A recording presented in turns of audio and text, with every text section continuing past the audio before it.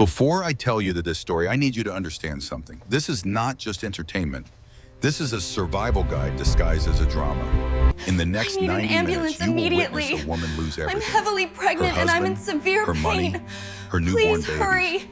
her sanity, Miss her Warren, will to live, and then you will watch her rise. I regret to inform But here is you what that makes these this are story the different final from every divorce revenge decree. fantasy you have ever heard. Please don't take my babies. She does not win Please, because I she is need special. them. Don't take She does them not from win me. because a billionaire grandfather saves her.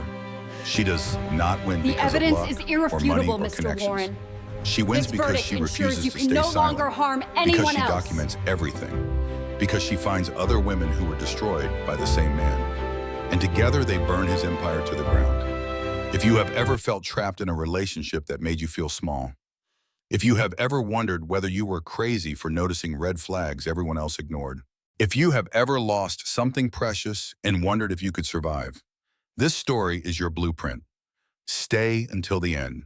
The twist in Chapter 6 will change how you see everything. And if this story helps you or someone you know, do me a favor. Share it. Someone in your life needs to hear this tonight.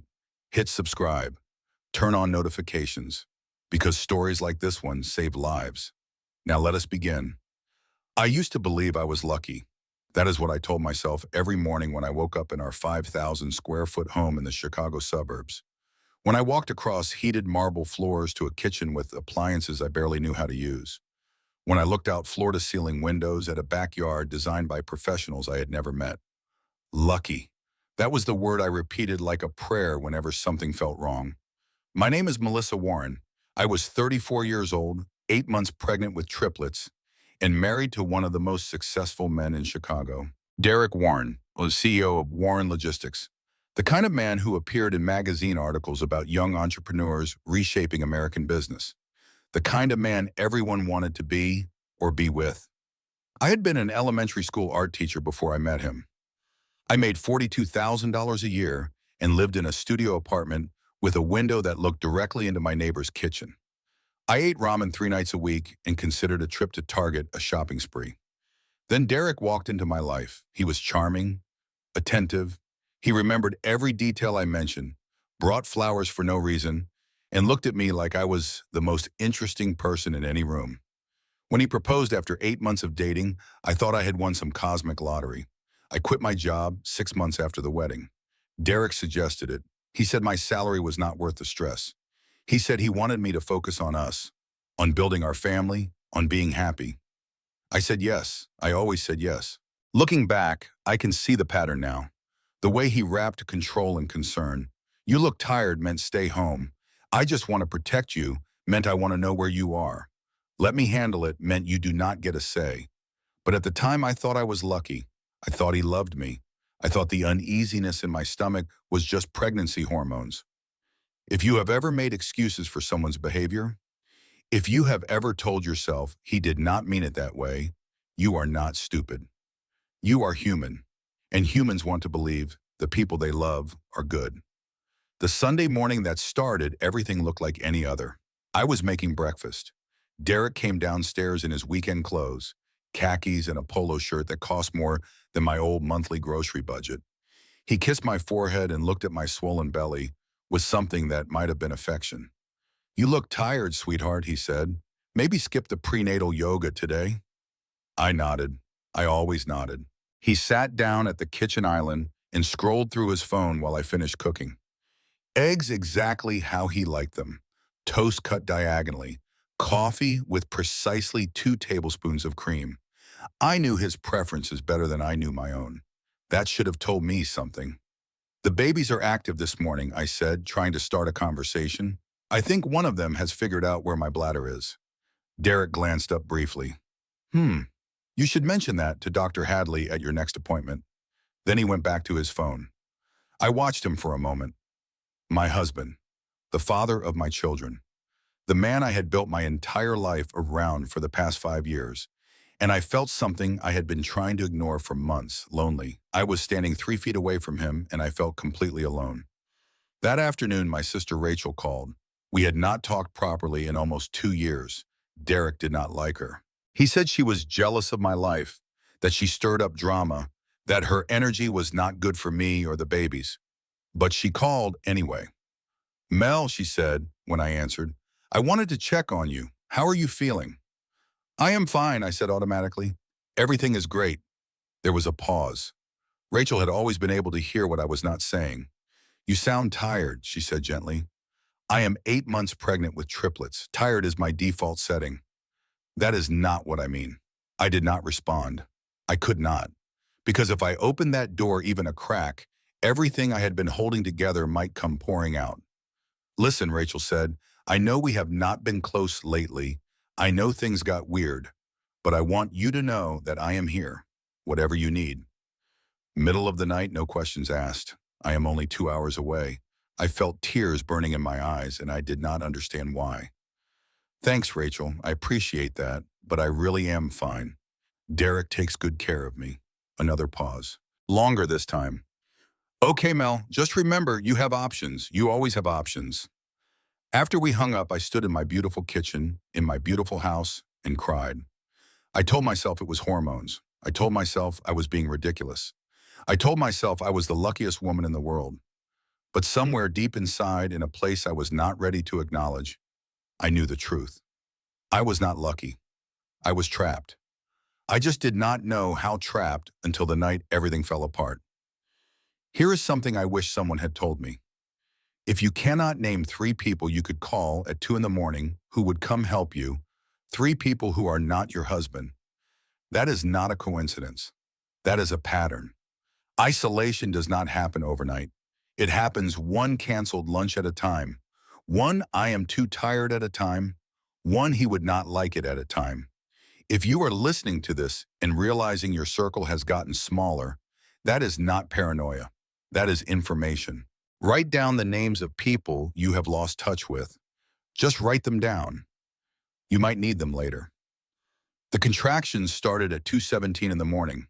I remember the exact time because I was staring at the digital clock on my nightstand, wondering why I had woken up with such a strange feeling in my stomach. At first, I thought it was just the babies moving.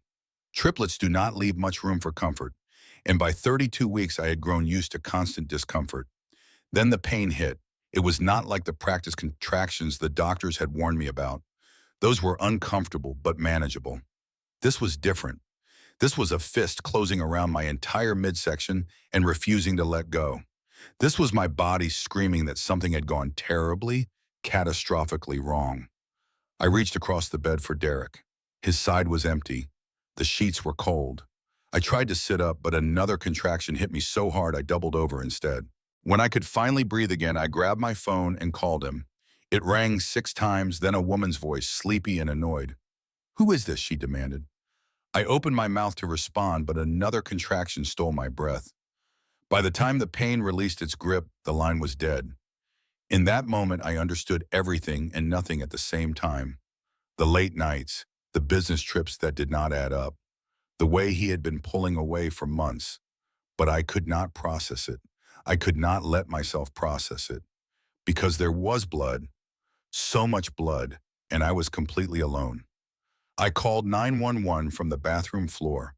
The dispatcher was calm and professional, asking questions I could barely answer through the waves of pain. Ma'am, how far along are you in your pregnancy? 32 weeks, I gasped. Triplets, are you experiencing bleeding? Yes, a lot. Is anyone there with you? No, I am alone. Help is on the way, ma'am. Stay on the line with me. The ambulance arrived in 11 minutes. I know because I counted every second. The paramedics found me curled on the bathroom floor in a pool of my own blood. They moved with urgent efficiency, lifting me onto a stretcher, starting an IV, shouting medical terminology I did not understand. Suspected placental abruption. 32 weeks gestation with triplets. Significant hemorrhage. We need the OR ready on arrival. I learned later what those words meant. My placenta had begun separating from my uterine wall, a condition that could kill mother and children within minutes if not treated immediately. In the ambulance, I tried Derek one more time. No answer. Just his voicemail, cheerful and professional. Hi, you have reached Derek Warren. Leave a message and I will return your call at my earliest convenience. I left a message, my voice barely a whisper, broken by pain and fear. Derek, I am in an ambulance. Something is wrong with the babies. Please come to Chicago Memorial, please. I need you." He never called back. I arrived at the hospital at 2:47 in the morning. By 2:53, I was being rushed into emergency surgery. The last thing I remember before the anesthesia took me was a doctor's face above mine, calm but serious. "Melissa, can you hear me? We need to perform an emergency cesarean. Your babies are in distress. We need to get them out now." I tried to ask about Derek. I tried to ask if anyone had reached my husband, but the darkness swallowed me before the words could form. What happened next, I learned later. From hospital records, from security footage, from witness testimonies that would eventually become evidence in a courtroom. My heart stopped twice on that operating table. For a total of 4 minutes and 37 seconds, I was clinically dead. The surgical team brought me back both times, fighting against my failing body while simultaneously trying to save 3 premature lives. My daughter was born first at 3:23 in the morning. She weighed 2 pounds and 11 ounces. Her first cry was barely a whisper. My first son followed at 3:25, 2 pounds and 14 ounces. He did not cry at all, and for 17 terrifying seconds, the neonatal team worked to stimulate his breathing. My second son arrived at 3:27, the smallest of the 3 at 2 pounds and 7 ounces. His lungs were the weakest, and he was immediately intubated. 3 tiny lives, each one small enough to fit in the palm of an adult hand, each one fighting for every single breath, each one unaware that 10 steps down the hallway, their father was signing papers to erase their mother from existence. Derek arrived at the hospital at 3:15, 8 minutes before our daughter was born. He was not alone. His personal attorney, Richard Kane, walked beside him carrying a leather briefcase that looked too full for a routine hospital visit. The security footage shows everything. Derek did not rush through the hospital doors. He did not ask about his wife. He did not look panicked or worried or even particularly concerned. He walked with the measured pace of a man arriving at a business meeting. He straightened his tie in the reflection of a window. He checked his phone, typed something, and smiled at whatever response he received. At 3:17, while surgeons were cutting into my unconscious body, Derek stopped outside the surgical suite and spoke with a nurse. "I am here for Melissa Warren. She was brought in earlier." The nurse checked her tablet. "Are you the husband?" "Yes. She is in emergency surgery right now. Complications with the delivery. You can wait in the family lounge." Derek nodded, but he did not move toward the family lounge. Instead, he turned to Richard. "Is this going to be a problem?" Derek asked. Richard shook his head. "It might actually make things easier. She is unconscious. Cannot contest anything until it is already done." Derek pulled out his phone. The text message on his screen, later recovered during the federal investigation, was from a contact labeled V. "Is it done yet?" the message asked. Derek typed back, "Almost. She is still in surgery. This is the cleanest exit possible." At 3:23, the exact moment our daughter took her first breath, Derek Warren signed divorce papers in a hospital hallway. He did not ask if I was alive. He did not ask about his children. He did not visit the NICU to see the 3 tiny lives connected to machines that breathe for them. He simply straightened his tie, picked up his briefcase, and walked out of the hospital. But Derek made one critical error that night, one small oversight that he would not discover for weeks, an oversight that would eventually bring his entire empire crashing down. When the hospital clerk printed the identification bracelets for my newborn babies, she followed standard protocol for complicated births involving unconscious mothers. She pulled my emergency contact information and found my mother's maiden name listed. So on 3 tiny plastic bracelets wrapped around 3 impossibly small wrists, she printed a name that meant nothing to anyone in that hospital. Baby O. Warren Mitchell, Baby B. Warren Mitchell, Baby C. Warren Mitchell. Derek never saw those bracelets. He never asked. He did not care enough to look at his own children. And he had no idea that the name Mitchell would freeze the blood in his veins when he finally discovered what it meant. I woke to the sound of machines beeping in uneven rhythms. My throat burned. My body felt like it had been torn apart and carelessly reassembled. Every muscle screamed with pain. But my first conscious thought was not about my own suffering. My babies. Where are my babies? Please. Someone tell me my babies are alive. The words came out as a ragged whisper. But someone heard me. The nurse who responded was named Dolores Patterson. Everyone called her Dolly. She was 58 years old with silver hair pulled back in a practical bun and kind eyes that had seen every variety of human behavior a hospital could produce. "Easy there, sweetheart," Dolly said. "Do not try to talk too much. You have been through a war." "My babies," I insisted. She hesitated. It was the smallest pause, barely a fraction of a second. But I caught it. "They are in the NICU," Dolly finally said. "Very small and very fragile.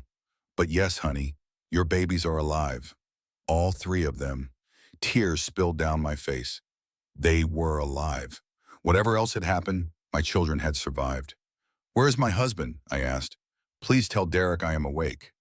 That was when Dolly's expression changed. The warmth did not disappear exactly, but something else crept in around the edges. Something that looked almost like anger, or maybe pity. "Sweetheart," she began carefully, "there is something you need to know." Before she could finish, the door swung open. A man in a gray suit entered carrying a tablet. "Miss Mitchell," he announced, "I am Robert Hayes with the Hospital Legal Liaison Department." "There are some matters we need to discuss," I frowned. "Miss Mitchell? Why would he call me that?" "Your marital status underwent a change earlier this morning," Hayes said, not meeting my eyes. "The divorce was finalized at 3 a.m. The words did not make sense. I heard them. I processed each syllable, but my brain refused to assemble them into meaning. "That is impossible," I said. "I was unconscious. I was in surgery. Your signature was already on file from prior medical consent documents. The filing was processed according to standard protocols." "No." My voice cracked. He would not do that. Not today. Not after everything. Hayes turned his tablet toward me, and there it was. Derek's elegant signature. My name in a different font, clearly copied from somewhere else. A timestamp. A case number. All of it legal. All of it final. The room tilted violently.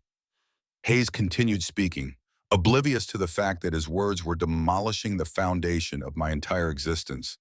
"Because the divorce is finalized, your insurance coverage through Mr. Warren's employer has been terminated. We will need to reassign your room to a patient with the current coverage." I could barely breathe. "Regarding your children," Hayes continued. My head snapped up. "There will be a temporary review of custodial authority. Given your current medical condition and lack of financial resources, the biological father has petitioned for an assessment of parental fitness." The biological father, not my husband, not Derek.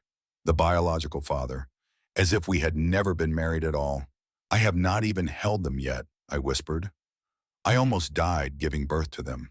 And I have not even touched them. That will be determined by the assessment." He left without another word.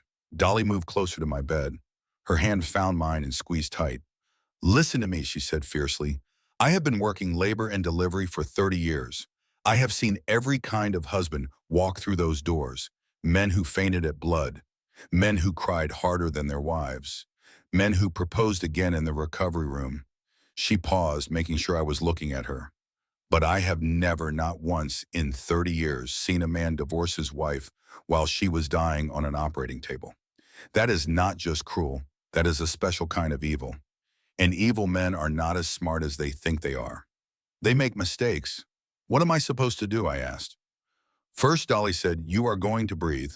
Then you are going to ask for copies of every document they just showed you. And then you are going to write everything down, every name, every time, every word anyone says to you." "Why?" "Because crazy people do not keep records, but smart women do." She pulled a pen from her scrubs pocket and pressed it into my palm. Over the next 48 hours, I discovered the full scope of what Derek had done.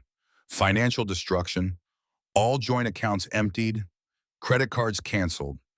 I found $847 in my personal savings, an account Derek did not know about. It was everything I had, social destruction. Derek had been telling everyone I had a breakdown.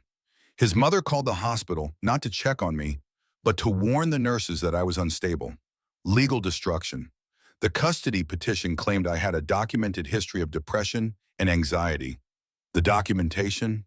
Therapy I did years ago for grief after my father died. Everything I had built over 5 years of marriage was gone, erased, as if I had never existed at all. The next morning, I asked to see my children. The nurse who responded was not Dolly. This one was younger, nervous, avoiding my eyes as she checked my vitals. I will have to check with the nursing supervisor about visitation, she said. There are some administrative issues with your file. An hour later, a hospital administrator appeared. Miss Warren, she began, I understand you have requested to visit the NICU. I want to see my children. I am their mother. Unfortunately, there is a temporary hold on your visitation privileges. A hold on? Based on what? A petition was filed by the children's biological father. He has requested an assessment of your fitness to interact with medically fragile infants. My current mental state. Given your current mental state, I just had major surgery. I am recovering in a hospital. What exactly is wrong with my mental state? The petition cites concerns about postpartum instability. I made myself sit up straighter despite the pain. I want to speak to a patient advocate. I want copies of this petition. I want to know exactly what evidence was submitted and who submitted it. The administrator blinked. She clearly had not expected demands. I'm a licensed attorney, I said. I know my rights. Denying a mother access to her newborn children based on an unsubstantiated petition violates multiple hospital policies and state regulations. It was mostly a bluff. My law license had lapsed years ago, but she did not know that. She left quickly. An hour later, I was in a wheelchair being pushed through hospital corridors. Every bump sent shockwaves of pain through my healing incision, but I refused to show weakness. I met with the patient advocate, then the hospital legal department, then the chief medical officer. I presented my case methodically. The forged divorce papers, the timeline showing Derek's complete absence from any parental responsibilities, the violation of standard notification procedures. By the end of the meeting, they were looking at each other with barely concealed alarm. We may need to reconsider the visitation restriction, the legal officer said. You need to reverse it immediately, because if this goes to court, and believe me it will, you want to be on the right side of the documentation. They gave me an hour. 53 minutes later, a nurse appeared at my door. Miss Warren, I have been asked to escort you to the NICU. Your visitation privileges have been restored. The NICU was quieter than I expected. Soft lights, gentle sounds, the low hum of machines working to keep tiny lives alive. And then I saw them. 3 incubators in a row. 3 plastic boxes containing everything I had left in the world. My daughter was in the first incubator. She was so small, her entire hand would not have covered my thumb. Tubes connected her to monitors, to IV lines, to a breathing apparatus that helped her lungs do work they were not yet strong enough to do alone. But she was alive. Her chest rose and fell. Her fingers twitched. She was fighting. Hi, sweetheart, I whispered. It is Mommy. I'm here. I'm finally here. A nurse appeared beside me. Would you like to hold her? She asked. We have been waiting for you to be well enough for kangaroo care. Kangaroo care, skin-to-skin contact. The one thing every medical study showed was crucial for premature infant development. The one thing I had been denied. Yes, I whispered. Please, yes. She guided me to a rocking chair. She helped me open my hospital gown. And then, carefully, so carefully, she lifted my daughter from her incubator. The moment that tiny body touched my chest, something inside me realigned. Some broken piece snapped back into place. She made a small sound, not quite a cry, more like a sigh of recognition. I held her for 2 hours. Then I held each of my sons in turn. I memorized their faces, their fingers, the sounds they made. I named them in my heart. Emma, because it was my grandmother's name. James, because it means one who overcomes. Lucas, because it means light. For those few hours, nothing else existed. Not Derek, not the divorce, not the custody battle. Just a mother holding her children for the first time. But the world had not forgotten about me. When I returned to my room that evening, an envelope was waiting on my bed. Inside was a summons. Derek had filed for emergency full custody. The hearing was scheduled for 3 days from now. I spent the next 72 hours preparing for battle. Without money, without a lawyer, without any of the resources that Derek commanded. I had only my own mind and determination. I made lists. researched legal precedents, documented every interaction with hospital staff, built my case the way I had once built corporate documents, brick by brick, fact by fact. Dolly helped where she could. She snuck me access to a computer in the nurse's station when no one was looking. She brought food from the cafeteria and sometimes from her own home. "You are going to need your strength," she said. Nobody wins a fight on an empty stomach. On the second day, a visitor appeared at my door. Daniel Harrison, 32 years old, legal aid attorney, overworked, underfunded, but with sharp eyes that missed nothing. "Mrs. Warren," he said, "I saw your case on the news. Something did not add up." "Nothing adds up," I said, exhausted. "My husband divorced me while I was unconscious. My signature on those papers is not even mine." Daniel leaned forward. "Wait, show me." I described the signatures. The loop on my M, the way I crossed my T, details that seemed trivial but made all the difference. Daniel pulled out his laptop and accessed public records. "The loop on the M is completely different from your verified signatures," he said slowly. "This could be enough to void the divorce entirely." For the first time in days, I felt something that might have been hope. Over the next week, things seemed to improve. The psychiatric hold concerns were dismissed after an independent evaluator found no evidence of instability. Daniel filed emergency motions challenging the forged divorce. A sympathetic judge scheduled an expedited hearing. And finally, I was allowed unrestricted access to my babies. The day of the custody hearing arrived. I was still recovering from surgery, still attached to a portable pain management system, but I refused to attend by video. I needed the judge to see me. Daniel presented our case efficiently. The forged signatures, the timeline showing Derek's complete absence from any parental responsibilities. Hospital records proving I was in surgery when the divorce was supposedly finalized. Derek's high-powered attorney argued for a continuance. The judge was having none of it.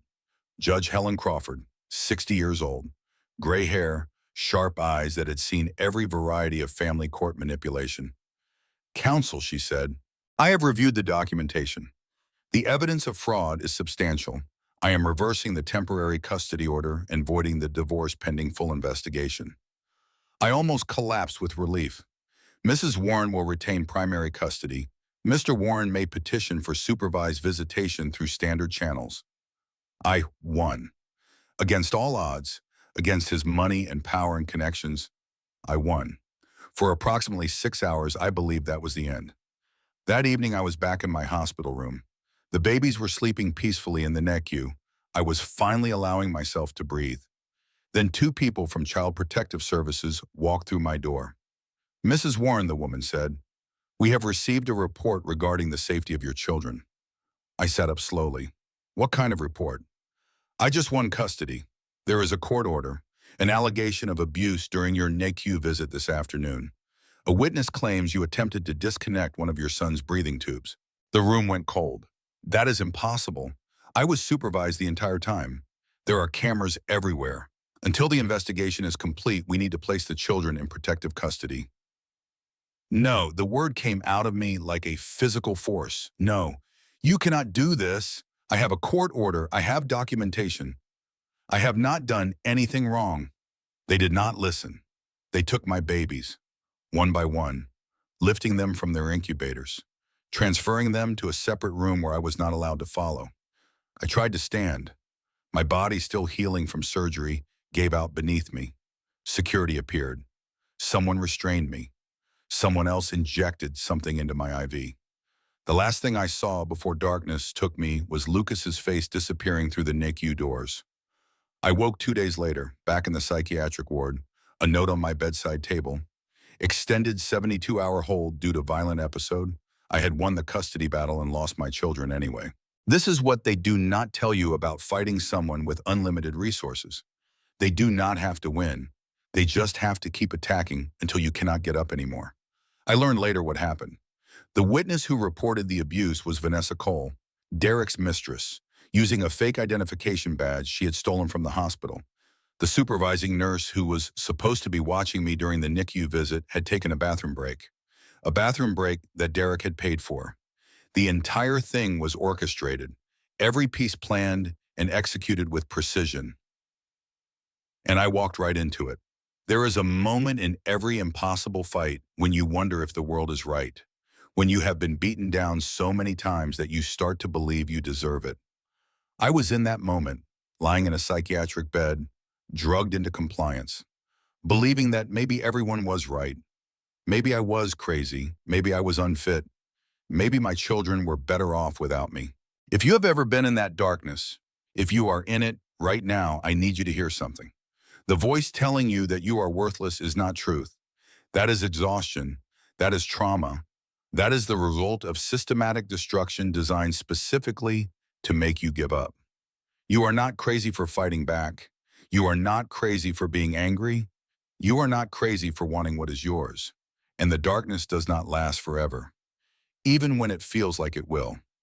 The psychiatric ward was designed to make people doubt their own sanity. The lighting was too bright.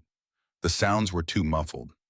The staff spoke in calm, measured tones that made every emotional response feel like evidence of instability. I stopped speaking, stopped eating, stopped fighting. My children were in foster care. Derek had been awarded temporary custody pending investigation. Daniel Harrison had been pressured to withdraw from my case after his organization's major donor made a phone call. I had $312 left in my savings account. I had no lawyer.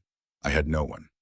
On the 5th day of my second psychiatric hold, Dolly appeared in my room. How she got past security, I never learned. She probably bribed someone with pie. She sat in the chair beside my bed and looked at me for a long moment. "You have stopped fighting," she said. "There is nothing left to fight with." That is not true. You still have your brain. You still have your story. And you still have people who believe you. Who? Daniel was forced to drop me. I have no money for another lawyer. My family. I stopped. "Your family what?" Dolly prompted. "I have a sister," I said quietly. "Rachel. I have not talked to her in almost 2 years. I pushed her away. Derek convinced me she was jealous of my life. Does she have a phone number? She gave me a card. At my baby shower. It is in my purse. At the house, Derek's house." Dolly stood up. "Give me the address." The next day, Dolly sat across from Rachel Grant in a coffee shop 2 hours outside Chicago. Rachel was 37, a social worker who specialized in domestic violence cases. Everything I was not in that moment. Put together, successful, independent. Dolly explained everything. Rachel was silent for a long moment. Then she spoke. I knew. I knew something was wrong. She stopped calling me back. She canceled every plan. At the baby shower, she looked hollow. "She needs help," Dolly said. "Real help. The kind money cannot buy. I do not have connections. I do not have power. I am a social worker making $52,000 a year. But you know people, you know the system, and you know your sister." Rachel pulled out her phone. "I know someone, a lawyer who takes cases pro bono when she believes in them. But she is particular. She only takes cases she can win. Can Melissa win?" Rachel was quiet for a moment. "If half of what you are telling me is true, she can destroy him." Margaret Thornton was 58 years old, a former public defender who now ran a small family law practice. She took one pro bono case a year, always a mother fighting against an abusive system. She came to see me in the psychiatric ward. "I have reviewed your case," Margaret said. "The good news is you have a strong foundation for fraud claims. The forged signatures, the timing, the violations of notification procedures. And the bad news? Derek Warren has more money than Don and no conscience. He will bury us in motions, drag this out for years, bankrupt any strategy we try. So what do? We find something he does not expect, something he has not prepared for, something that changes the game entirely." Margaret paused. "Tell me about your family, your mother, your grandmother, anyone Derek might not know about." I shook my head. "There is nothing to tell. My mother died when I was 22. My grandmother died last year. I barely knew her. She and my mother were estranged. Why were they estranged? I do not know. My mother never talked about it. She just said there was nothing to tell." Margaret leaned forward. "What was your grandmother's name?" "Evelyn Mitchell." Something flickered in Margaret's eyes. "Mitchell," she repeated slowly. "And your mother's maiden name was Mitchell." "Yes."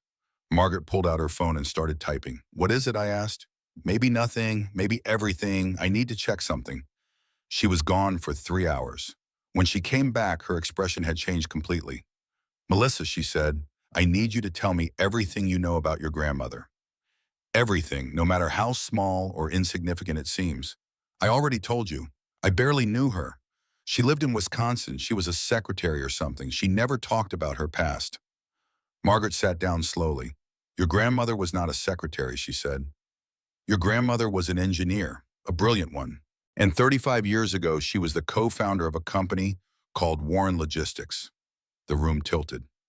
That is impossible, I whispered. It is not only possible, it is documented. Margaret opened her laptop and turned it toward me. On the screen was a newspaper article from 1987.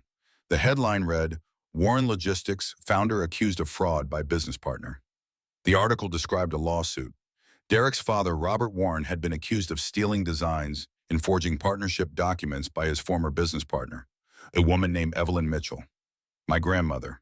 Margaret Thornton disappeared for 3 days. When she came back, her entire demeanor had changed.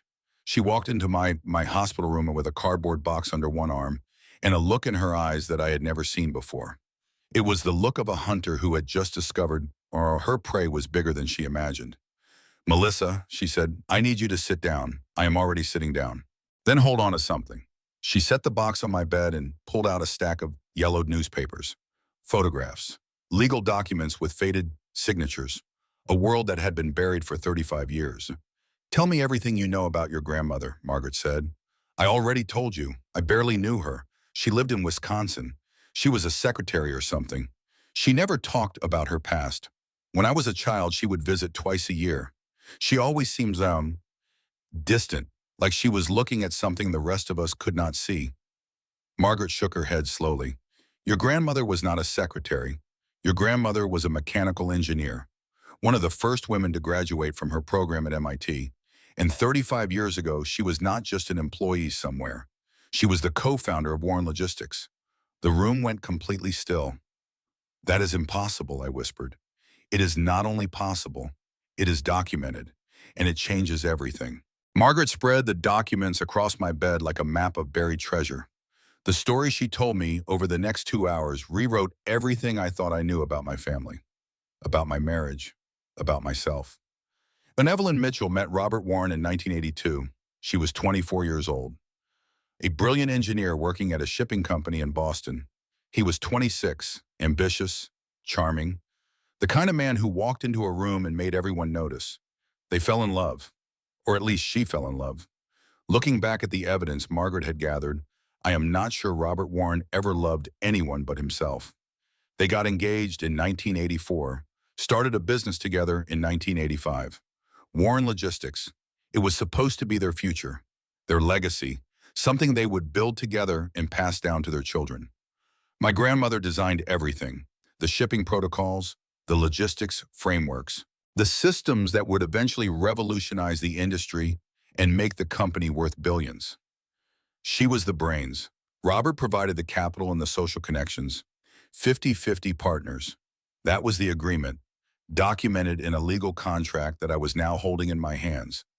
My grandmother's signature at the bottom, confident, hopeful, the signature of a woman who believed she was building something beautiful with someone she loved.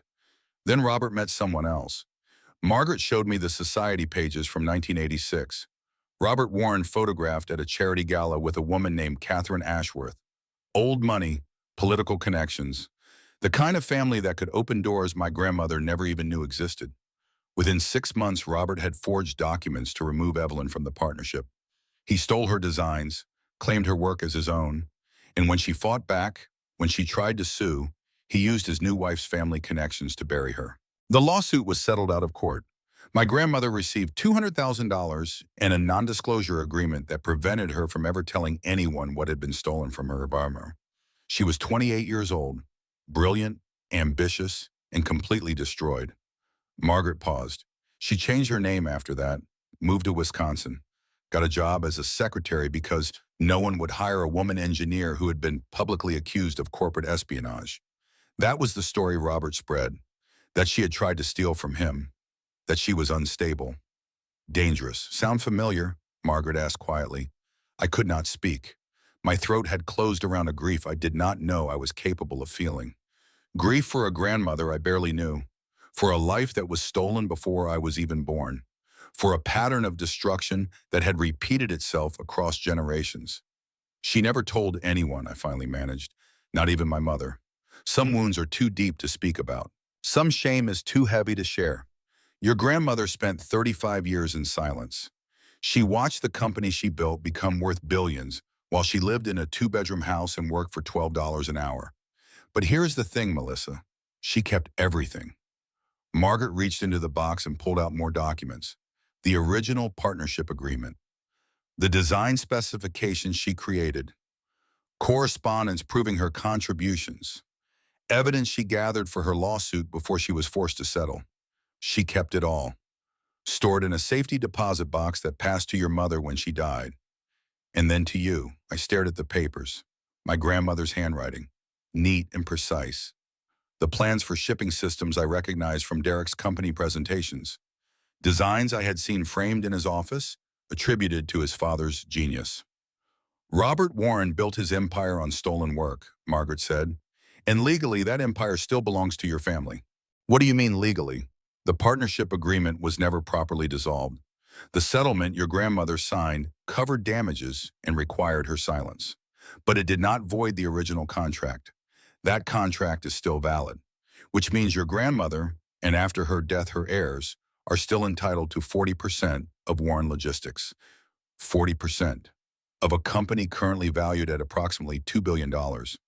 I did the math in my head, then did it again because the number could not possibly be right. $800 million. Margaret nodded. And you, Melissa, are your grandmother's only living heir. I sat with that information for a long time, the weight of it pressing down on me, the implications spreading out in every direction. But one question burned brighter than all the others. Why did Derek marry me? I asked. Margaret's expression hardened into something cold, something dangerous. I dug deeper, she said. Derek Warren did not find you by accident. His father told him about Evelyn Mitchell before he died. Told him there was a woman out there with a legitimate claim to the company, a time bomb waiting to explode. Robert Warren spent the last years of his life terrified that someone would discover what he had done. So Derek found you. It took him 2 years. He hired private investigators, traced your mother's family history, discovered you were Evelyn Mitchell's granddaughter. Margaret pulled out another document, a report from a private investigation firm dated 6 years ago. My name, my address, my workplace, my relationship status, everything about me cataloged and analyzed. He engineered everything, Margaret continued. The meeting at the coffee shop that you thought was coincidence. The perfect first date. The romantic gestures. The proposal. I felt sick. He married me to neutralize the threat, I whispered. He married you to control it. He thought if you were his wife, dependent on him, isolated from everyone who might help you discover the truth, the claim would never surface. And even if it did, he would be positioned to contain it. But when I got pregnant, you became a liability instead of an asset. 3 children means 3 potential heirs. 3 people with claims to the company. He could not risk having you in his life when those children grew up. Could not risk you discovering the truth and passing it on to them. So he waited until I was most vulnerable and tried to destroy you, just like his father destroyed your grandmother. I looked at the documents spread across my bed. 35 years of buried truth. 2 generations of Warren men using the same playbook to steal from the same family. It was never real, I said. None of it was ever real. No, but your claim is real, and Derek has no idea that you know. I thought about my grandmother, 28 years old, watching everything she built be taken from her, spending the rest of her life in silence, dying with secrets she could not share. I thought about myself, 34 years old, watching everything I thought I had be revealed as a lie, fighting for children I almost died to bring into the world. And I thought about Emma, James, Lucas, sleeping in their incubators, unaware that their mother was about to burn their father's world to the ground. What do we do? I asked. Margaret smiled. It was not a kind smile. It was the smile of a woman who had been waiting her entire career for a case like this. We do exactly what your grandmother should have done 35 years ago. We take back what was stolen, and we make sure the Warren family never destroys anyone ever again. Here is something I learned in that hospital room. The truth does not disappear just because someone buries it. It waits, patient as stone, until someone is ready to dig. My grandmother buried her truth for 35 years, but she never destroyed it. She kept the receipts. She saved the evidence. She made sure that someday, somehow, the story could be told. If you are holding on to evidence of something that was done to you, do not let go. Documents, emails, text messages, photographs, keep them safe, keep them organized, keep them ready. You never know when buried truth will become your most powerful weapon. Over the next 2 weeks, we built our arsenal. Rachel tracked down my grandmother's storage unit through probate records. The unit had been paid up through next year. Automatic withdrawals from an account no one knew existed. My grandmother planning from beyond the grave. Inside, we found everything. The original partnership documents in their original folder. Engineering blueprints covered in my grandmother's precise handwriting. Correspondence between her and Robert Warren discussing the business they were building together. Photographs of them at industry conferences. Her name on programs. Her designs on display. But that was not all. We found journals, 23 years of journals, my grandmother writing down everything she could not say out loud. The betrayal, the lawsuit, the settlement that silenced her, the years of watching Warren Logistics grow into an empire built on her stolen work. And we found letters. Letters she wrote to me but never sent. Letters she wrote to my mother but never shared. Letters explaining why she could not talk about her past. Why she kept everyone at a distance. Why she seemed warm even when she was supposed to be happy. The last letter was dated 2 weeks before she died. To my granddaughter, Melissa. If you are reading this, then I am gone, and somehow the truth has found its way to you. I am sorry I could not tell you while I was alive. I tried so many times, but every time I opened my mouth, the words turned to ash. Robert Warren destroyed me, but he did not destroy the evidence. I have kept everything, every document, every design, every piece of proof that I helped build the company he stole from me. If you ever need to fight the Warrens, you will have weapons. Use them. Do not be silent like I was. Do not let them win again. I love you more than you know. I am sorry I could not say it better while I was alive. Your grandmother, Evelyn.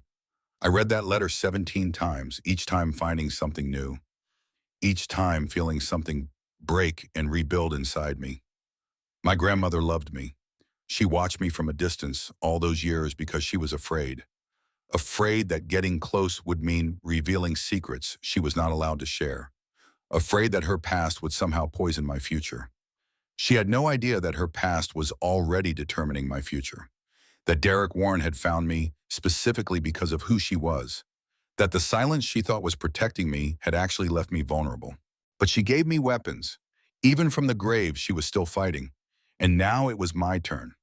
Margaret filed the business claim on a Thursday morning. I wish I could have seen Derek's face when he got the notification. I wish I could have watched the color drain from his skin as he read the legal documents outlining exactly what we knew and exactly what we were demanding. 40% of Warren Logistics, $800 million, or a full investigation into the original fraud that would reveal everything Robert Warren had done. His attorneys called within an hour. An emergency meeting was requested. Margaret told them we would think about it. We made them wait 3 days. The meeting took place in a neutral conference room downtown. Both legal teams present, security at the doors, tension thick enough to cut. Derek looked at me across the table. The first time we had been in the same room since he signed divorce papers while I was dying. He looked tired, older than I remembered. The confidence that had always seemed so natural was frayed at the edges. I do not know what you think you have found, Derek said, but this is a mistake. I am willing to be generous. Joint custody, reasonable alimony, walk away from this business claim, and we can both move on. I let the silence stretch. Let him sit in the discomfort of not knowing what I would say. You divorced me while I was dying, I finally said. My voice was calm, almost conversational. You were fine, the doctor said. My heart stopped. Twice, and you were in the hallway signing papers. You did not ask if I would survive. You did not ask about your children. You texted your mistress that it was the cleanest exit possible. Derek's jaw tightened. How did you? Richard kept records, Margaret said smoothly. Detailed records of everything. The color drained from Derek's face. You should know that we have already shared relevant documents with federal prosecutors, Margaret continued. The divorce fraud, the custody manipulation, the false CPS report, the psychiatric holds you orchestrated. Those were legitimate medical decisions. They were attacks, systematic, premeditated, designed to destroy a woman you thought was powerless. I leaned forward. But here is what you forgot, Derek. You forgot that some things survive. Paperwork survives. Records survive. Evidence survives. Your father taught you how to destroy women, but he did not teach you to make sure they stay destroyed. You do not know what you are talking about. I know everything. I know about Evelyn Mitchell. I know about the partnership your father stole. I know about the designs he claimed as his own and the woman he buried to hide the truth. Derek went very still. Your father spent 35 years thinking he got away with it, I said. He died believing his secret was safe. But my grandmother kept everything. And now I have it all.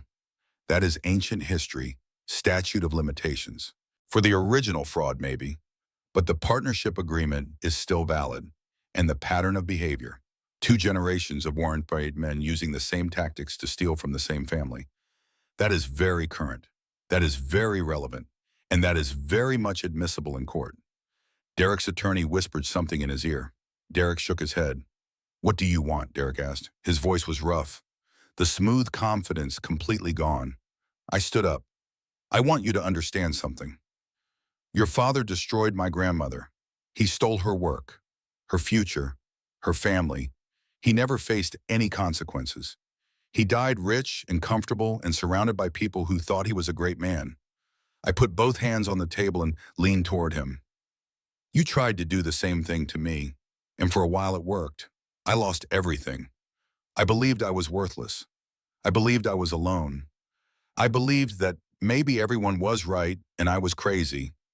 My voice dropped. But here is the difference between me and my grandmother. She was alone. She had no one. She was forced to stay silent because speaking would have destroyed what little she had left. I am not alone. I have an army, and we are not going to be silent. I straightened up. I am not offering you a deal. I am offering you a warning. This ends badly for you. The only question is how badly. I walked out of that conference room feeling something I had not felt in years. Power, real power, not the borrowed power that came from being Derek Warren's wife. My own power, earned through survival, sharpened by pain, ready to be used. But I had underestimated him again. The next morning, I woke up to my phone buzzing with notifications, news alerts, text messages, missed calls. I opened the first link and felt the ground drop out from under me. Exclusive. Warren Logistics, CEO, ex-wife has history of mental illness. Documents reveal troubled past for mother seeking custody. Inside the psychiatric treatment of Melissa Warren. Every private pain I had ever experienced was now public. Every moment of vulnerability, every tear I had shed in therapy, every medication I had taken, every diagnosis that had ever been written in my chart, all of it twisted, all of it weaponized, all of it designed to make me look unstable, dangerous, unfit. The comments were even worse. She is clearly crazy. Those poor babies. He should get full custody. Women like this should not be allowed near children. I scrolled and scrolled. Thousands of strangers who had never met me, who knew nothing about what I had survived, who saw a headline and decided I was guilty. Derek had made the first move, and he had gone for the throat, but he was not finished. 3 witnesses came forward that afternoon, all claiming I had threatened them in the past, and all with detailed statements, all completely fabricated. The business claim was tied up in procedural challenges, hearings delayed, documents questioned, everything designed to slow us down, to drain our resources, to make us give up, and then the final blow. CPS received an anonymous tip about Rachel. Allegations of professional misconduct, claims that she had used her position to interfere with the official investigations. My sister, the only family I had left, now under investigation because she had tried to help me. He did not just attack me, he attacked everyone who tried to help me. That night, I sat in my tiny studio apartment and looked at the news alerts on my phone. Every headline worse than the last. My face everywhere. My secrets exposed. My support system under siege. And for the first time since this began, I genuinely considered giving up. Maybe they were right. Maybe I was crazy. Maybe I was unfit. Maybe my children would be better off without a mother who brought this much chaos into their lives. I stood on my apartment balcony for a very long time that night, not planning anything specific, just tired, so tired of fighting, so tired of losing, so tired of being the villain in a story I did not write. The city lights spread out below me, thousands of windows, thousands of lives, people sleeping, people working, people fighting their own battles that no one knew about. I wondered how many of them had stood on balconies like this, wondering if anyone would notice if they disappeared. Then my phone buzzed, a text from Rachel. Whatever you are thinking, do not. I am coming over. She arrived 20 minutes later. She did not try to fix anything. She did not give me a pep talk. She did not tell me everything would be okay. She just sat beside me on the couch, held my hand in the darkness, stayed until sunrise. I am scared, I whispered somewhere around 3 in the morning. I know, Rachel said. Me too. What if we cannot win this? Then we lose, but we lose together. And we lose fighting. She squeezed my hand. You are not alone, Mel. You are never alone again. I do not care what it's so. I do not care what they do to me. I am not leaving you. I cried then. Really cried. For the first time since the hospital. Let out everything I had been holding inside. And somewhere in that darkness, something shifted. Not hope exactly. Something harder than hope. Something more stubborn. Determination. If you are in that dark place right now, please hear me. Please believe me. The voice telling you to give up is lying. The exhaustion telling you it would be easier to disappear is lying. The shame telling you that you deserve this is lying. You are not crazy for fighting back. You are not weak for feeling overwhelmed. You are not a burden for needing help. And you are not alone. Even when it feels like you are. Even when the whole world seems to be against you. There are people who will show up. There are hands that will reach for you in the darkness. There are voices that will tell you to stay. You just have to hold on long enough to hear them. The something that shifted after that night was not inside me. It was around me. Rachel called an emergency meeting at her apartment 2 days later. Margaret was there. Dolly brought pie and a notepad full of ideas. The legal attacks will take time to counter, Margaret said. We do not have time. The custody hearing is in 2 weeks. Derek is trying to bury us in procedural delays while his media campaign destroys whatever credibility we have left. So what do we do? I asked. Rachel leaned forward. What if we do not fight on his terms? What do you mean? He is winning the media war because he controls the narrative. He has money to buy headlines, connections to plant stories, resources to bury anyone who opposes him. But narratives can change, Rachel continued, not through money or connections, through truth, through numbers, through women who refuse to stay silent anymore. I do not understand. I am a social worker, Rachel said. I have spent 15 years working with women in situations like yours, women who were abused, women who were gaslit, women who lost custody battles against wealthy, powerful men, women whose stories were buried because no one believed them. She paused. What if they were not alone anymore? What if they all told their stories at once? There was a long silence. Margaret spoke first. You are talking about going public, coordinating multiple accusers. I am talking about the truth, Rachel said. Derek Warren is not unique. He is a pattern, a type. Men like him do not have one victim. They have systems, cultures of abuse that protect them and silence anyone who speaks up. If we can find other women, Dolly said slowly, other people Derek has hurt. Not just Derek, Rachel said, his father too. Robert Warren started this. He perfected the tactics, the forgery, the gaslighting, the systematic destruction of women who threatened him. I bet there are women out there who Robert hurt. Women who never got justice. Women who have been waiting 30 years for someone to believe them. Margaret nodded slowly. If we can establish a pattern, she said, multiple victims, multiple incidents, similar tactics across decades, that changes everything. That is not just a he said, she said custody dispute. That is documented institutional abuse. How do we find them, I asked. Rachel smiled grimly. We ask. Over the next 10 days, Rachel's contacts in the domestic violence community started spreading the word. Carefully, quietly, through networks of social workers and counselors and support groups that had been built over years of helping women in crisis. The question was simple. Have you ever had an experience with Derek Warren or Robert Warren that you were afraid to talk about? The answers started coming. Caroline Hayes was first. She was 47 years old, a former executive assistant at Warren Logistics. She had worked there for 8 years before being forced out. The story she told us made me physically sick. Derek started paying attention to me about 3 years into my employment. Special assignments, private meetings, compliments that felt a little too personal. She paused, collected herself.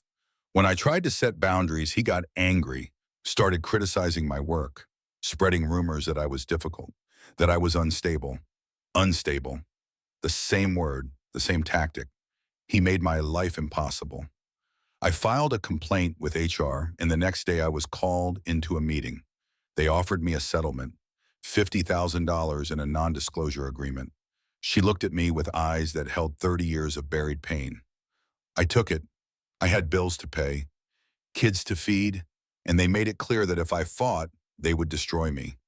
They had done it before. The second woman was Jennifer Lawson. She had dated Derek in college. Before me. Before he learned to hide his true nature. He was charming at first, Jennifer said. Attentive. Made me feel like the center of the universe. Then slowly things changed. He started controlling who I could see, what I could wear, where I could go. When I tried to break up with him, he told everyone I was having a mental breakdown, that I was obsessed with him, that I had threatened to hurt myself if he left me. I almost lost my scholarship, she continued. My friends stopped talking to me. My own family thought I was unstable. It took years to rebuild my life after him. The third woman was Patricia Downing. She was 63 years old, and she remembered my grandmother. I worked with Evelyn Mitchell, Patricia said. Before everything happened, she was brilliant, kind, so excited about the company she was building. What happened, I asked, my voice barely a whisper. Robert Warren happened. He took everything from her, and when she tried to fight back, he painted her as a crazy woman, a thief, a threat. Patricia wiped her eyes. I wanted to speak up. I wanted to tell the truth. But I had a family to support, a career to protect, and everyone told me it was not worth it, that no one would believe me anyway. I have carried that guilt for 35 years, watching the Warrens get richer and more powerful while the truth stayed buried. And then there was Vanessa Cole. Yes, that Vanessa. When she reached out to Rachel, I almost refused to meet her. This was the woman who had helped Derek destroy me, who had filed the false CPS report, who had slept with my husband while I was pregnant with his children. But Rachel convinced me to listen. We met in a coffee shop, neutral ground, Rachel and Margaret on either side of me like bodyguards. Vanessa looked different than I remembered. Smaller, tired, the polish and confidence stripped away. I know you hate me, Vanessa said. You have every right to. What I did was unforgivable. I did not respond, just waited. Derek promised me everything. Marriage, security, a future. He said his marriage to you was a business arrangement, that you did not love each other, that you had agreed to separate once you had children. She laughed bitterly. I was so stupid, so desperate to believe that I was special, that he really loved me, that I was different from all the other women. Then I found out about the others. Others, I was not the only one. There were at least 3 of us, women he was sleeping with while he was married to you, women he made the same promises to, women he used and discarded when we stopped being useful. Vanessa met my eyes. When I confronted him, he changed. The charm disappeared, the threats started. He told me exactly what he would do if I ever spoke against him. Said he would destroy me the same way he was destroying you. She paused. He told me I was complicit, that no one would believe me because I had helped him hurt you, that I had made myself into a co-conspirator. She was right. She was complicit. She had helped Derek take my children. She had filed false reports. She had participated in my destruction. But she was also a victim. Another woman chewed up and spit out by the Warren machine. I do not forgive you, I said finally. I do not know if I ever will. I understand, but I am willing to work with you if you are willing to tell the truth. All of it, on the record, Vanessa nodded. Being complicit does not mean staying quiet forever, she said. I am done being quiet. By the end of 10 days, we had 53 women, 53 stories, 53 experiences with Derek Warren or Robert Warren or the culture they had created.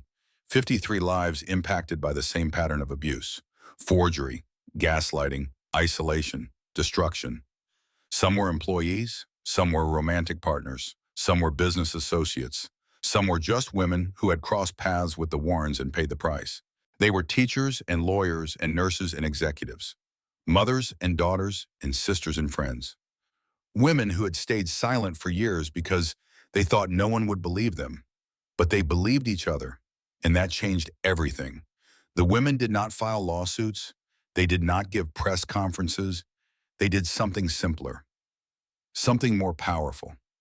Each of them wrote a letter, one page, their own story in their own words, what had been done to them and how they had been silenced, what they wanted the world to know. 53 letters, 53 truths. They sent copies to every media outlet in Chicago, every Warren Logistics board member, every business partner, every potential investor. They did not ask for money. They did not make threats. They did not demand anything. They just told the truth. And the truth, it turned out, was a wildfire. That is the thing about isolation. It makes you think you are alone, that your experience is unique, that no one else could possibly understand. But you are not alone. You never were. There are always others, women who have walked the same path, who have felt the same pain, who have been silenced by the same tactics.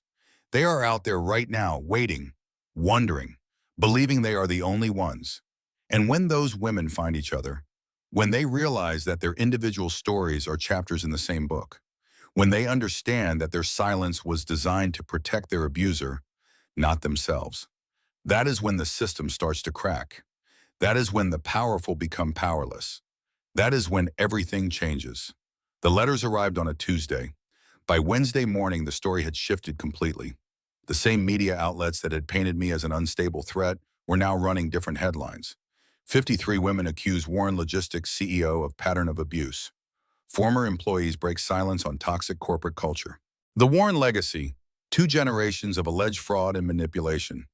Sisters in silence, how dozens of women connected to take down a billionaire. Derek tried to counter. He held a press conference that afternoon, stood behind a podium with his remaining attorneys, and read a prepared statement. These allegations are false. They are coordinated. They are designed to interfere with ongoing legal proceedings. I am the victim of a malicious campaign orchestrated by my unstable ex-wife. But no one was listening to him anymore. The tide had turned. Within 72 hours, the Henderson Group withdrew their investment. The Singapore contract collapsed. 3 board members resigned rather than be associated with the scandal. Warren Logistics stock dropped 40%. And then Richard Kane made his move. Richard had been Derek's attorney for 15 years. He had helped orchestrate the divorce, the custody petition, the psychiatric holds, the false CPS report, all of it. But Richard was also a survivor. And survivors know when the ship is sinking. He kept records, detailed records of every illegal act he had helped Derek commit, every forged document, every paid witness, every bribed official, every threat, every cover-up.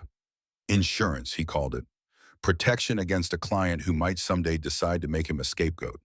When Richard saw the letters, when he watched the media coverage shift, when he counted the board members fleeing like rats from a burning building, he made a calculation.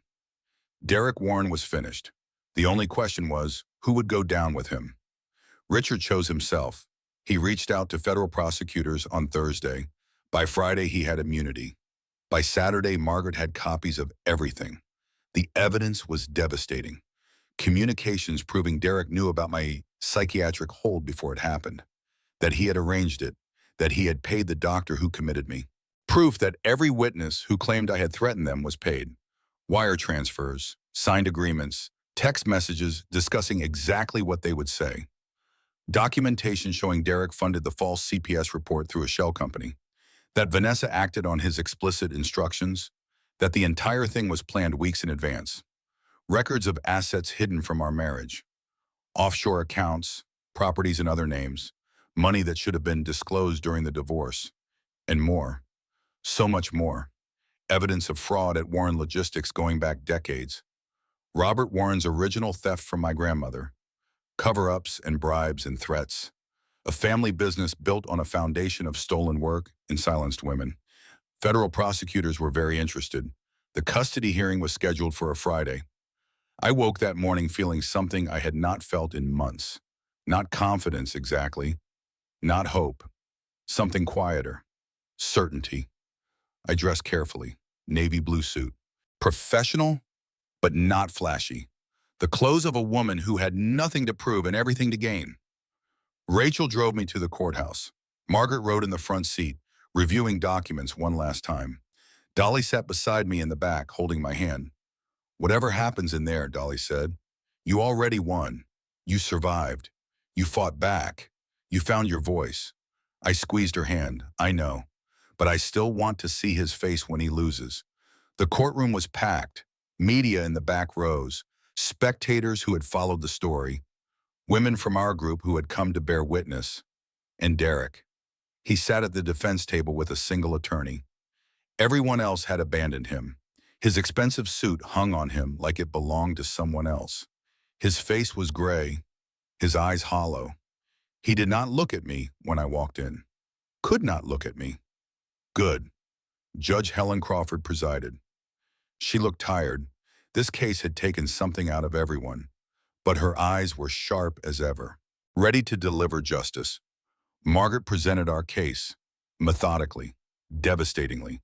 The forged divorce papers, the false CPS report, the psychiatric holds, the paid witnesses, the hidden assets, document after document, witness after witness, a mountain of evidence that buried Derek Warren under the weight of his own crimes.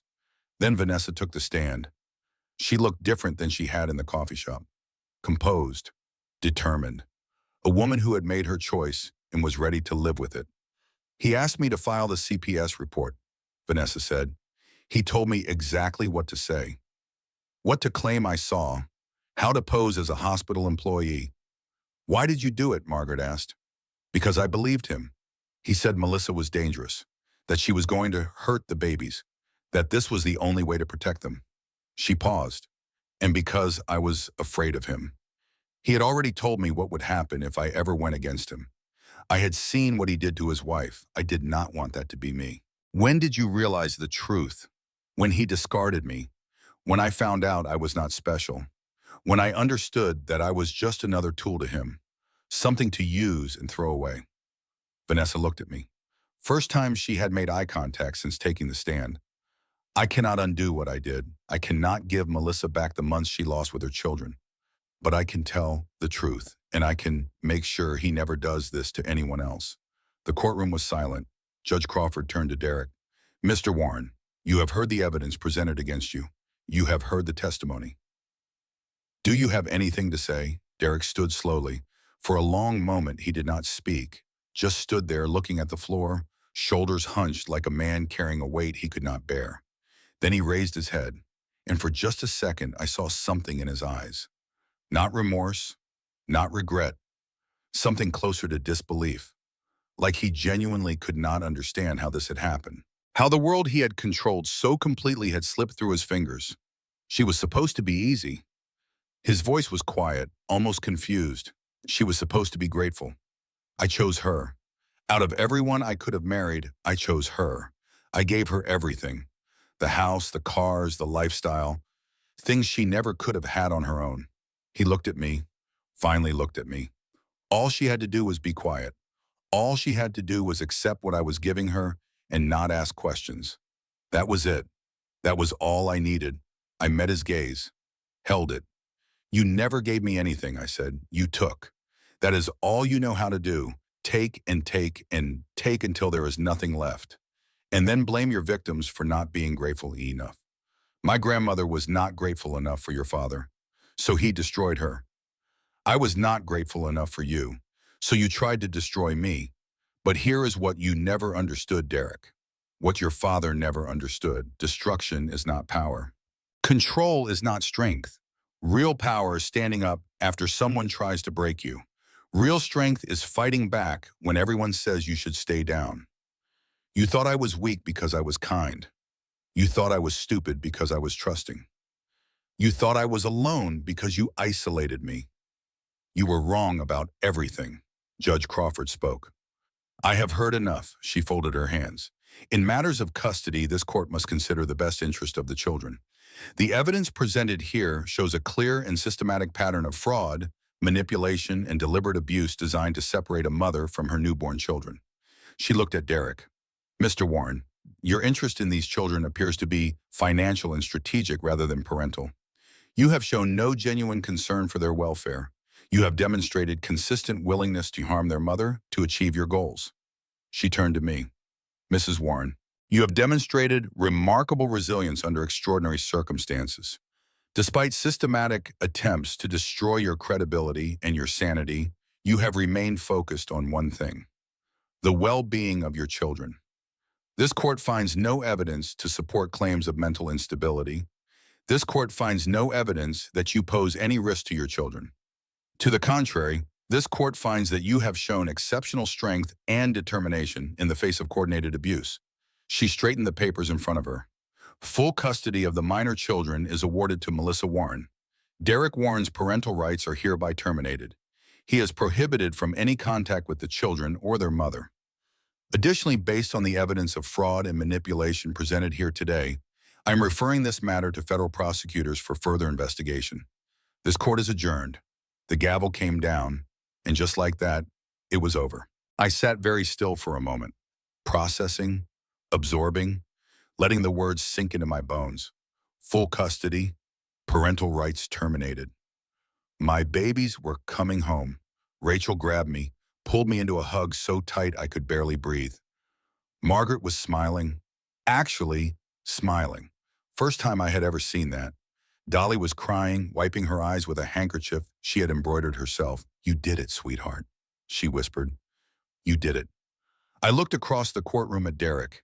He was still standing, still processing his own destruction. His attorney was whispering something, but Derek was not listening. He was looking at me. For one long moment, our eyes met. Husband and wife, predator and prey, victor and vanquished. I expected to feel something: triumph, satisfaction, maybe even a little bit of pity. Instead, I felt nothing, just emptiness where the fear used to be. He was already irrelevant, already fading into the past tense of my life. I turned away, walked out of the courtroom, into the hallway, toward the sunlight streaming through the windows, toward my children, toward the rest of my life. 6 months after the custody hearing, I sat on my front porch in Wisconsin, watching my children play in the yard. Emma, James, Lucas, 15 months old now, walking unsteadily, babbling to each other in a private language only they understood, developing into 3 distinct people who amaze me every single day. Emma was cautious and observant. She watched the world with serious eyes, studying everything before deciding whether to engage. She would sit perfectly still for long minutes, taking in her surroundings, then suddenly laugh at something only she could see. James was bold and curious, always the first to explore new territory, always the first to fall down and get back up. He approached life like it was a challenge to be conquered, a mountain to be climbed, an adventure to be lived. Lucas was gentle and affectionate, the peacemaker who brought his siblings together when they fought. He would toddle over to whatever conflict was brewing and somehow, with nothing but his presence, make everything calm again. My children, my miracles, my reasons for everything. Dolly came out onto the porch with 2 cups of coffee and a slice of pie. She had moved into the cottage behind my farmhouse 3 months ago. Said she was too old to start over somewhere new. Said she might as well spend her retirement somewhere with good pee and friends who needed her. She was lying. She just could not stand the thought of not being part of our story. You look different, Dolly said, settling into the chair beside me. Good different or bad different? Solid different. Like you finally stopped waiting for the next disaster to fall on your head. I smiled slightly. I am still waiting. I do not think that ever fully goes away. Every time the phone rings unexpectedly, every time I see a news alert, every time someone I do not recognize approaches me in public, part of me still braces for impact. Probably always will, Dolly said. That is what surviving does to you, makes you ready for the next fight even when there is no fight coming. She sipped her coffee. But you are waiting from a place of strength now. That matters. You are not waiting to be rescued. You are waiting to see if you need to rescue someone else. We sat in comfortable silence for a while, the autumn sun warm on our faces, the sound of children laughing in the yard, the smell of falling leaves in coming winter. I got a letter yesterday, I said finally. From who? A nurse. From the hospital. One of the people who was there the night I gave birth. Dolly's expression shifted. She knew exactly which night I meant. What did it say? I pulled the letter from my pocket. The paper was already soft from how many times I had read it. Mrs. Warren, I was one of the nurses the night you gave birth. I was there when your husband signed the papers. I saw everything. I did not say anything. I was afraid of losing my job. I told myself it was not my business. I told myself there must be some explanation I did not understand. I have thought about that night every day since. I have wondered what would have happened if I had spoken up, if I had been braver, if I had been the person I wanted to be instead of the person I was. I am sorry. I know that does not help. I know sorry does not give you back what was taken. But I needed you to know that someone saw, someone remembered, someone is still ashamed of their silence. If there is ever anything I can do, if there is ever any way to make it right, please let me know. A witness who should have been a helper. I folded the letter and put it back in my pocket. What are you going to do with it? Dolly asked. Keep it. It reminds me of something important. What is that? That people see more than they say. That silence is not always agreement. That the witnesses who say nothing are often fighting their own battles, scared of their own consequences, trapped in their own cages. I looked at my children. And that speaking up is a choice, one that gets easier when you see someone else go first, when you know you are not alone. The nurse who wrote me that letter might never testify, might never go public, might carry her guilt forever. Or she might see what happened to the 53 women who spoke up. She might see that there is strength in numbers. That truth has a power of its own. She might find her voice, someday, when she is ready. And if she does, I will be here. That evening, after the children were asleep, I sat at my kitchen table with a cup of tea and let myself think about everything that had happened.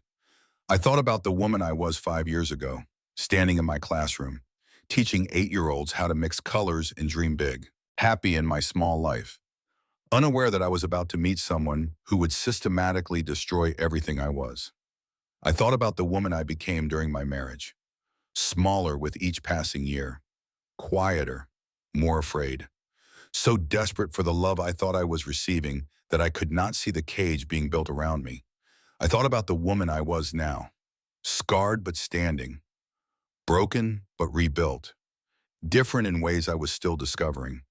There was a time when I would have given anything to go back, to unmeet Derek, to unmake the choices that led me into his trap, to erase everything that happened and return to the simple, happy life I had before. I do not feel that way anymore. Not because the pain was worth it. That is a lie people tell themselves to make suffering feel meaningful. Pain is not inherently valuable. Trauma does not automatically make you stronger. Some people are broken by what happens to them, and that does not make them failures. But I survived. And in surviving, I became someone I never could have been otherwise. I became someone who knows exactly what she is capable of. I became someone who will never again mistake control for love. I became someone who can look at her own darkness and not flinch. I became a mother, not just biologically, but spiritually. Someone whose entire existence is organized around protecting three small lives that depend on her completely. I became a fighter, a survivor, a voice for women who have not yet found their own. I would not choose this path. If I could go back with the knowledge I have now, I would run the other way. I would never let Derek Warren into my life. But I cannot go back. No one can. All we can do is move forward. And forward, for me, means this. This house, this porch, these children, this sister who moved to be closer to me, this nurse who became a grandmother, this lawyer who became a friend, this community of women who found each other in the darkness and decided to make some light. This life, imperfect and ongoing and full of uncertainty, but mine, finally completely mine. 3 months later, I received a phone call from Margaret. "There is someone who wants to meet you," she said. "A woman named Elizabeth Hartley. She is an investigator looking into corporate abuse patterns." What kind of patterns? The kind Derek Warren was part of, the kind his father pioneered. She has been researching this for years. Building connections, finding women who were silenced. She has connected 7 other cases to Warren Logistics. 7 other companies where the same tactics were used. The same patterns of isolation and gaslighting and destruction. What does she want from me? I think she wants to know if you are interested in helping, in telling your story on a bigger platform, in making sure this does not happen to anyone else. I looked out my kitchen window at the backyard where my children were playing, at Rachel pushing Emma on a swing, at Dolly teaching James how to pick apples from our tree, at Lucas sitting in the grass, watching a butterfly with complete fascination. For a long time, I had wanted to put it all behind me, to forget, to move on, to let Melissa Warren, the victim, fade away and become only Melissa Warren, the mother, the lawyer, the survivor. But some stories need to be told. Some battles need to be fought. Some women need to know they are not alone. "Tell her I am in," I said. There was a pause on the other end of the line. "Are you sure?" Margaret asked. This could get intense. Going public on a larger scale, facing scrutiny, reliving everything. I am sure. Because the 53 women who saved me did not stay silent. They spoke up. They risked everything. They believed that truth was more important than comfort. I owe them the same courage. I owe my grandmother the same courage. I owe my daughter the same courage. And maybe somewhere out there, there is another woman standing on a balcony in the darkness, wondering if anyone would notice if she disappeared, believing she is alone, believing she is crazy, believing there is no way out. Maybe she will hear my story. Maybe she will recognize herself. Maybe she will find her voice. And maybe when she does, she will understand what I had to learn the hard way. You are not alone. You were never alone. There are always others, sisters in silence waiting to become sisters in truth. And when those sisters find each other, when they join hands across the darkness, when they refuse to be quiet anymore, that is when everything changes. That is when the powerful become powerless. That is when the victims become warriors. That is when the story finally ends the way it should. Not with a rescue, not with a prince, not with someone else saving the day, but with a woman standing in her own light, surrounded by other women who found their light too, choosing together to shine. Derek Warren was sentenced to 14 years in federal prison. I did not attend the sentencing hearing. I did not need to see his face again. I did not need closure from a courtroom.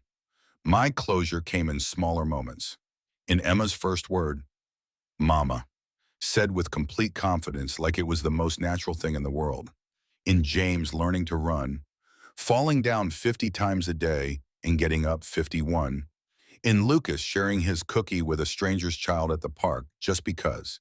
In Sunday dinners with Rachel and Dolly and sometimes Margaret, loud and messy and full of laughter. In letters from women the foundation helped. Stories of custody battles won, escape plans executed, new lives begun. Those letters are my closure. Those lives are my legacy. Derek will be 62 when he gets out of prison, an old man with nothing, no company, no family, no power, no one waiting for him. I do not know what he will do then. I do not care. He is not my story anymore. Elizabeth Hartley's investigation expanded into a documentary, then a book, then a congressional hearing. The pattern we uncovered was not limited to the Warren family. It was everywhere. In boardrooms and law firms, in churches and schools, systems designed to protect predators and silence victims. Cultures that looked the other way because the truth was too inconvenient. But cultures can change. Systems can be dismantled. And voices, once freed, cannot be silenced again. I still have nightmares sometimes. I still see a therapist every other week. I still flinch when someone raises their voice unexpectedly. Healing is not a destination, it is a direction. But I am moving forward, one day at a time, 1 hour at a time, one moment at a time. And I am not alone. My children are growing, my community is expanding, my voice is reaching further than I ever imagined. Last month, I received a letter from a woman I have never met. She lives in another state. She found me through the documentary. She wrote, "I heard your story and I finally understood that I was not crazy, that what happened to me was real, that I did not deserve it. I left him last week. I am staying with my sister. I am scared, but I am free. Thank you for speaking up. Thank you for being brave. Thank you for showing me that survival is possible." I wrote back, "You were always brave. You just did not know it yet."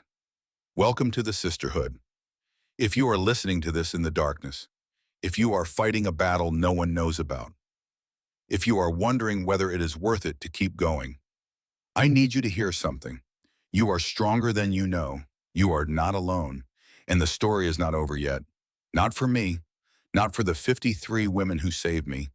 Not for the thousands of women who found their voices because we found ours. And not for you. Keep going. Keep fighting. Keep breathing. The light is coming, I promise.